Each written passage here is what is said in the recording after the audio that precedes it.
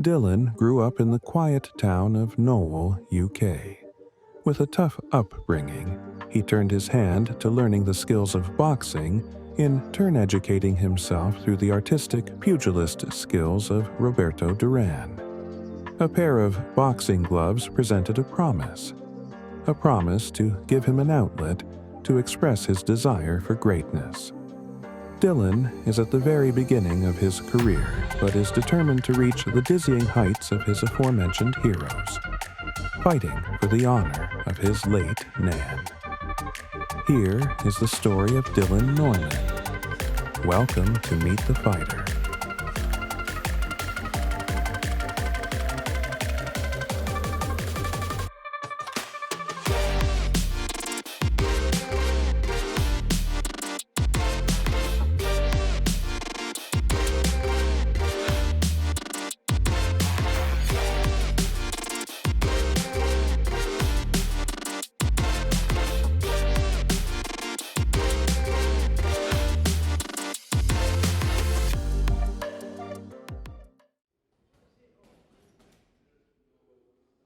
Karl Hall from Punch Out Boxing, and I am down at Athena. Strength and conditioning, performance and wellbeing. It's on the wall. That's bad from me. Delighted to be joined by up-and-coming boxer Dylan Norman, who is 9-0 now. Is that right, mate? Yeah, that's correct. How are you? I'm good, thanks, mate. Thanks for having me on the channel. Thanks for inviting me here and getting on the channel, like I said, and ready to get myself out there. Brill. Obviously, second rendition of Meet the Fighter, so I'm absolutely ecstatic to have Dylan here with me today. So I wanted to come down, obviously talk about what you've got coming up in your career, how things are going so far, you as a person, just getting you out there, mate, and introducing yourself. So introduce yourself first of all. Yeah, I'm Dylan Norman. I'm a local lad, from Solihull Knoll. Unbeaten in 9 fights at the moment and on the rise. And taking each day as it comes and every fight as it comes, and hopefully everyone's going to be remembering the name Dylan Norman because he's on his way up.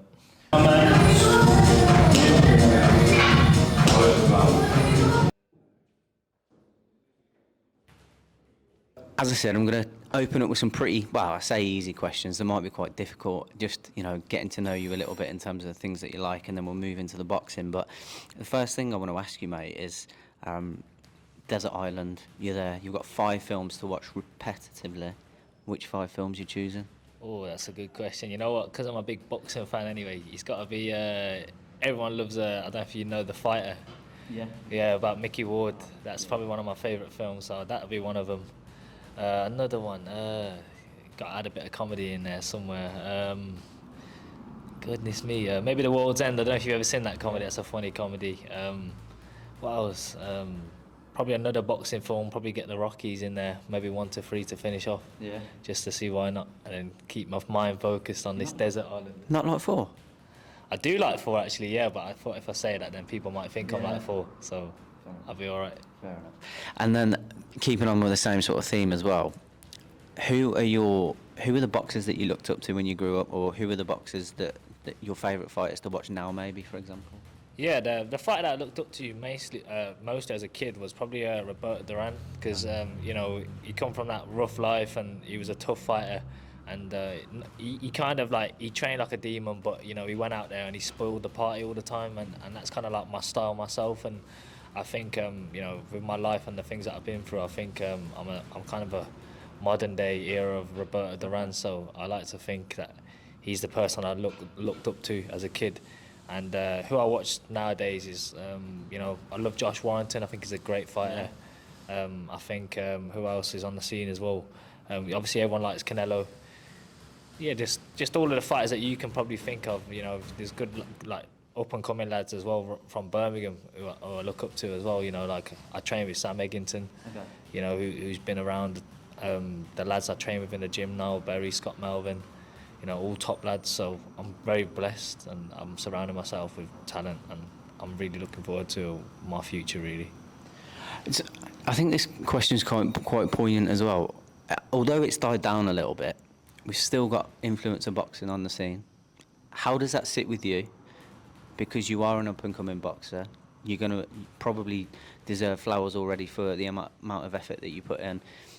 we'll be getting paid nowhere near what these influencer boxers do. Where does it sit with you? Do you like the fact that there's eyes on the sport, or is it something that frustrates you?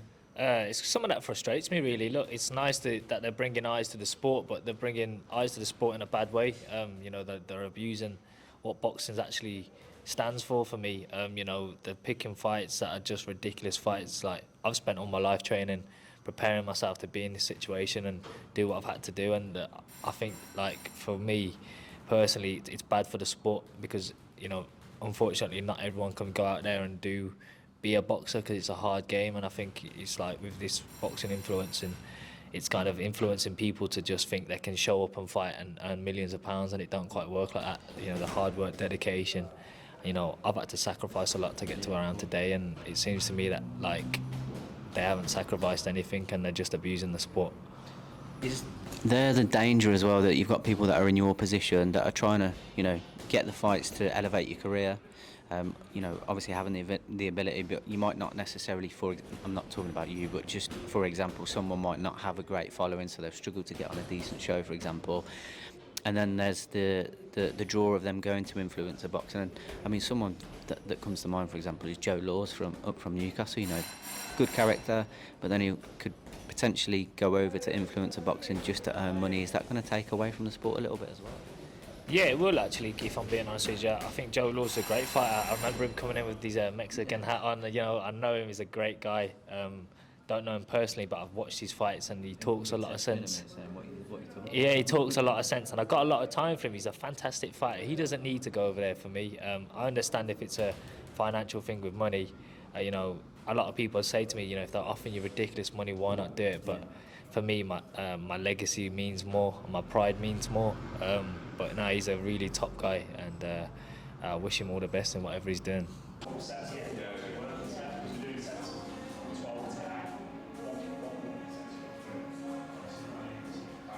Unfortunately, I've come from a place where very dark places. I never had much growing up as a kid. I'm very blessed to be given, like, let's say, a second chance, because I had a hard upbringing. But I was fostered by my grandparents, and for me personally, like, I want to make a legacy so that my family's remembered, my family name's remembered, and I think that's what boxing's about. Anyone who joined the sport, they want to be remembered. Like the greats, like Muhammad Ali.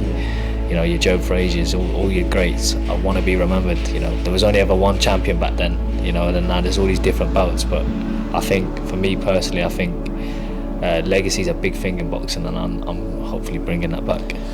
Let's get into that then. I mean, obviously you mentioned that you've seen our sort of first episode, so you know kind of what things we talk about. Talk to me about your upbringing, how you got into boxing. Talk to me let us know about your life. Yeah, of course. Grew up and one of 7, so yeah, I got a big family, and I'm like the 5th child, so yeah, kind of neglected a lot as a kid. Not by my family, just as like the younger brother kind of thing. But my family are great. They've always pushed me, supported me, still support me to this day, and I can't. God bless them. I love them all. But we've all been through a lot. Just had a hard upbringing. Neglected by our parents, and luckily enough I was fostered by my grandparents, and I've been very blessed to get to where I am today. They put all the time and effort, money on the line, and move location to give us a better home and a better upbringing. And sadly my nan passed away after one of my fights. May she rest in peace. She was a role model to me. And I want to keep doing what I'm doing for her, because she always believed in me, believed I was going to be a champion as well, and I believe it as well. And now that she's gone, she just fuels the fire for me more. So, how did you get into boxing then? Obviously, you've clearly got a lot that's going to fuel that fire, as you mentioned there, to keep you going. What drew you to boxing? Were you going down a bad path? Yeah, you know what? To be honest, I didn't really know where I wanted to go, and then I started watching boxing on the telly, and I seen the respect they got. And to be honest with you, you'll probably laugh at me, but I wanted to learn how to fight so I could fight back against my older brothers, because they used to beat me up. So I thought, if I could fight back, then maybe I'll be all right. And then, as soon as I stepped foot in the gym, all my pain disappeared, all my struggles disappeared, and it was just like I was where I was meant to be, and I've just stuck at it from there. What age were you when you first walked into the gym then? I must have been about 10 years old, maybe younger. How old are you now? I'm 24 now, yeah, so it's been a long time. I've spent all my life in the gym, really. Brothers still picking on you or not? No, my brothers are great, you know. Yeah, big shout out to Anthony and Carl, you know. They're my brothers in the army, and my one brother works hard every day for my two nephews, little Anthony and Archie, yeah, so yeah, big shout out to them. They don't pick on me anymore, no, they're my, if anything, top fans, my biggest fans. Yeah. Yeah. As it should be, as it should be. So, you go into the gym. You've not turned back. Like, at what point did someone turn around and think this kid's got something? You know, I'm not quite sure actually, because I was just that guy, you know. I'm very well respected around Birmingham gyms, and I think I was just that guy that went sparring and trained every day. Yeah, I might get beat up, but I showed up every day, and I had that willpower to keep pushing forward. And I recommend anyone, if you just keep pushing and keep pushing, you'll get to where you're meant to be. And I always believed in myself, and I wanted people to believe my vision, and no one really believed it. And I think one day when I was 18, believe it or not, and yeah, I showed up to the gym, and I couldn't get many amateur fights because there was a few rumours going around that this guy's just reckless, he's messy, he's a scrappy fighter, you know. People didn't want it then, basically. I'm not sure, like, if that is that the saying. And then Frankie Gavin turned around to me and said, look, I think you should turn pro. And it was actually Frankie that said to me, let's turn pro. And I first turned pro at 18 with Malcolm Malvin and BCB Promotions. And yeah, they took me on at the start of my career. And yeah, it kicked off from there. But yeah, big shout out to Malcolm Malvin as well. He's a fantastic trainer as well. How did that debut go? Because I think, correct me if I'm wrong, you is that not long after we talked about the interview that you did with IFL? Was that after your debut fight? That was after my debut. So yeah. I remember you mentioned that you had quite a few pullouts and stuff. Like, what happened there? Yeah, just you know, we was always in training camp every year. You know, every day, every day, every month went by. You know, we just kept trying to get a fight, and then we just, every time we get a fight, there was either a pullout, and it was just, there was no reason to why it was happening to us. And yeah, it just got to a point where it's like nearly 2 years down the line, I hadn't even fought. I've been pro for 2 years. I've just been doing the training and the sparring, and I haven't had the fight, and it was just hard. And then one day we got a call, and we took it, and yeah, it was pro debut versus pro debut. No one really sees it, but we took it and we got the win. You know, and I'm very blessed and happy I got the win. How did that feel, that first time you stepped in the ring professionally? Like you said, you're against someone who's in exactly the same position as you, looking to start that career and make a name for themselves. How did that go? You know, I think it went really well actually, because for me, it was a hard fight. It's probably a very tough fight for me, you know. But I had a good corner team, and I think, to be honest with you, it set me up for my career today, because, you know, it showed me that no fight's going to be easy, and I should never think any fight's going to be easy. So I take every fight as it comes, and I prepare properly for every fight, and that's what it taught me, really. And what's kind of changed since then, in terms of, like, as much change with your training regime? Because I imagine going from amateur to pro, a lot's changed, like, significantly. And obviously you're getting involved with places like Athena, for example, in terms of strength and conditioning. Like, what's changed over the years? You know what? Over the years, I think what's changed the most is, like, it's a job. You know, it's my job, but it's like, it's a job I love doing. So, you know, I show up to work every day with passion and pride, wanting to do better, wanting to take myself somewhere, and I think that's what's changed. And I've got a new team around me now: John Pegg at Eastside, JP Management, Soggy, Louis, and Marcus, who all look after us. And I'm surrounded by great fighters. And when you're surrounded by greatness, you want to be great as well. So, are you full time? Yeah, having to work. Yeah, no, full time. I'm very lucky to be get the sponsors on board that take care of me. Only the last year that's really happened, and I'm really starting to thrive now, and they can see that. And it's been my dream to be where I am today, and I'm just going to keep pushing. And I've noticed, though, especially over the last couple of years, you've been far more active than obviously you were at the beginning, because that's just a natural transition. But how have you coped with that as well? Because I guess, like you mentioned, is it that much different because you're constantly training anyway? But camps and things being more consistent. How's that? You know what? Professional boxing and amateur boxing, people may think it's the same, but it is different. There's levels to the game, and when I first turned over, I didn't realise the levels until I first turned pro. And for me personally, like, I had to learn how to pace myself for 3 minutes and pick my shots. You know, you don't always have to be throwing, but just use the mind, be smarter, be wiser. And, you know, I've been lucky enough to have great trainers who have done all of that, and great teammates that are in fantastic positions to help guide me. I've been very lucky and very blessed, so I'm quite happy with that. How have you changed as a fighter?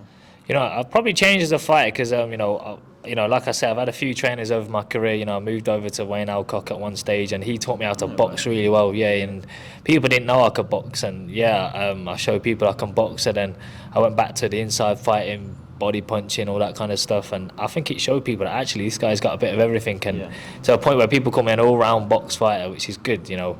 But picking power shots it just comes in that moment, you know. If that guy's hurt, you know, you jump on it, and hopefully you get the stoppage or you get that knockdown. But listen, boxing's full of surprises, so always stay switched on. Trust me, it's a dangerous game, so stay switched on at all times. And in terms of, like, coming off the back of that, in terms of you being looked at as that sort of fighter, is there anyone that I know we've spoken about Roberto Duran, for example, but is there anyone that you look to emulate in today's modern game at all? Or anyone you compare yourself to?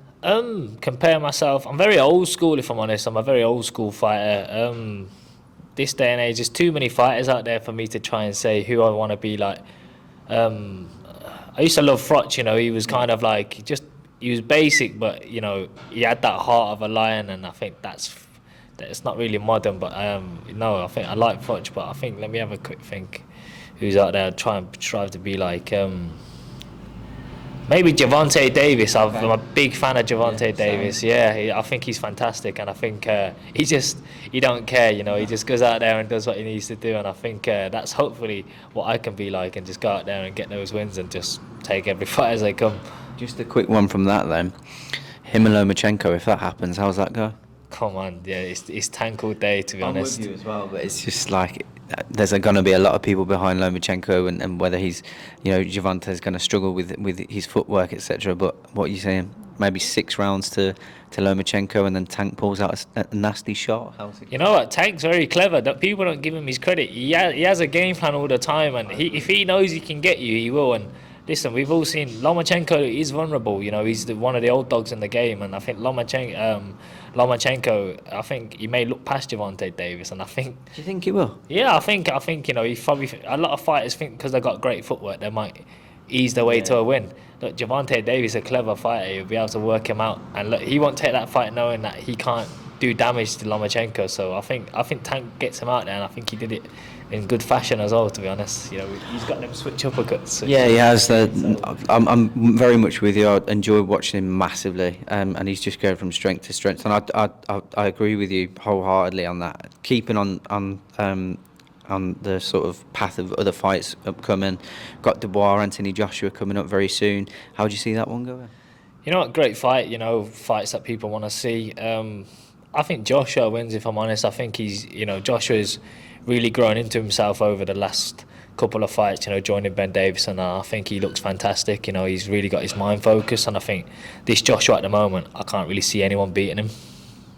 Another one I wanted to talk about as well, I'm not sure how much you follow him, but Tyler Denny, obviously. Yeah, Tyler Denny, yeah.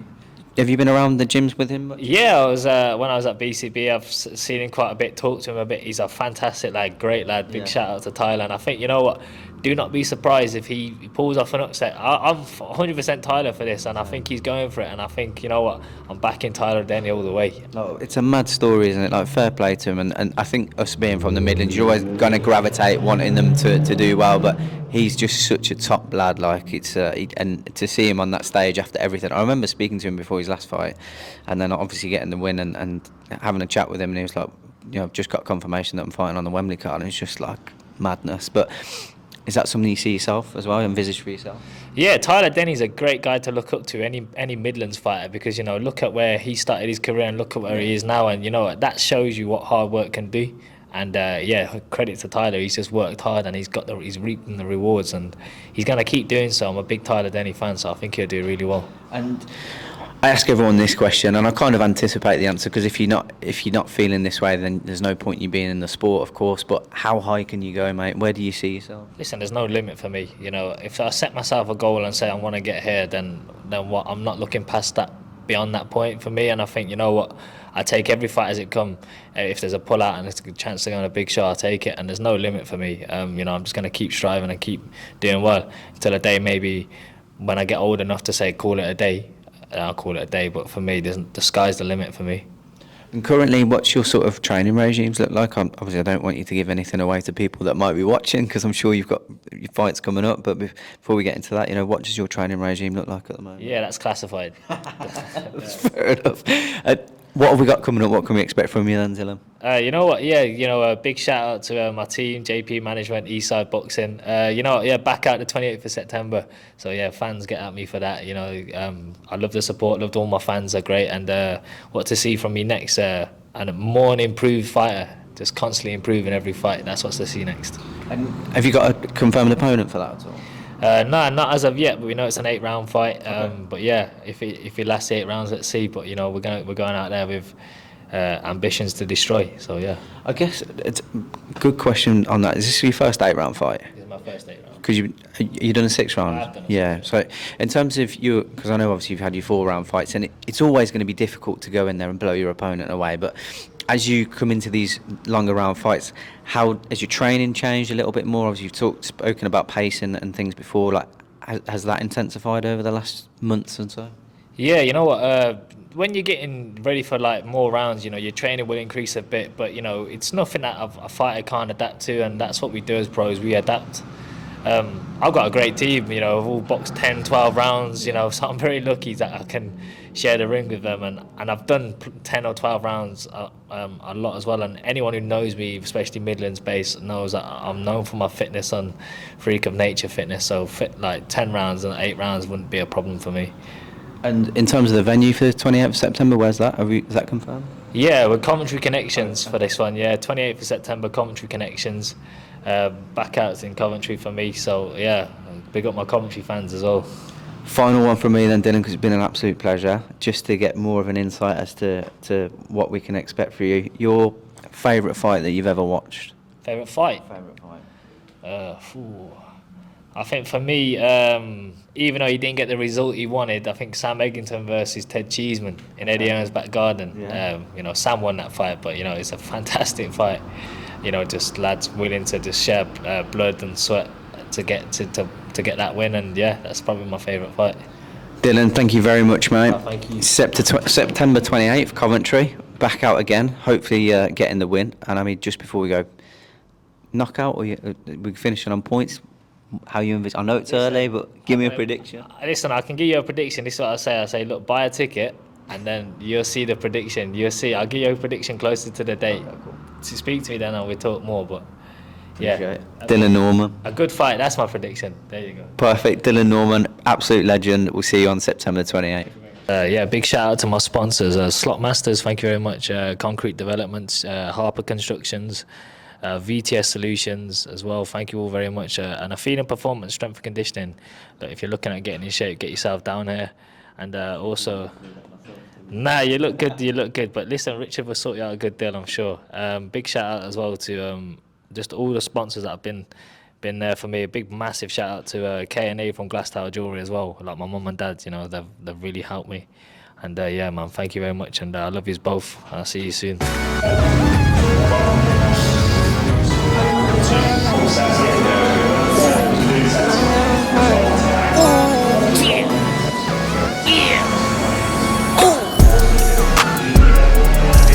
No watch, no diamonds, no watch, good timing, yeah.